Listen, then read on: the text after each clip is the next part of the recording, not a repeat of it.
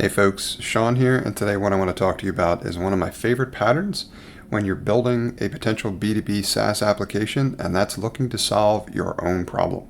Now I'll talk about that in a minute, but first I want to share with you some context around why I am such a big fan of this pattern, and it's because it's a easier solution to one of the biggest challenges facing folks trying to build successful SaaS products or companies, and that's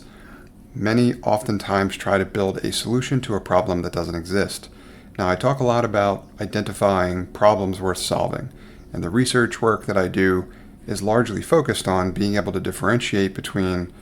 just a problem that really won't be able to turn into a successful business or SaaS product and what I consider to be a problem worth solving that should. Now, the advantage of this strategy in building a solution to your own problem is you are your own target market, which is great insider information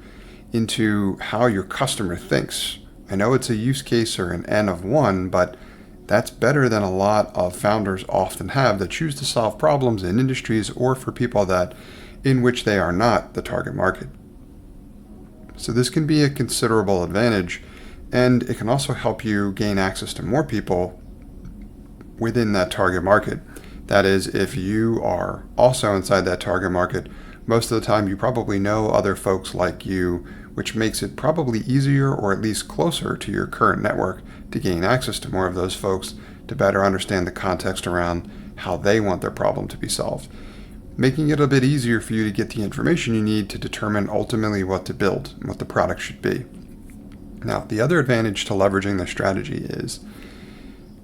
you may be talking about turning it into a SaaS application, but once the product itself is available, if it does in fact solve a problem of yours, it's immediately going to be providing you with value, as in you're going to start to get a return right away. It's not necessarily going to be dependent upon your ability to sell this product super effectively in order for it to turn into something that's valuable for you. Because you're using it to solve your own problem, it's going to produce value for you immediately. That's what's happening in the instance where I'm building this podcasting application, because I also have a podcasting agency. So what I'm choosing to do in the micro SaaS businesses that I want to build is I'm first looking internally to the potential bottlenecks I have in my own processes for running that business, saying this is the biggest one, this is the most expensive one, this one introduces the most risk, or it has less of a backup consideration or redundancy involved. As such, if I choose to automate that step,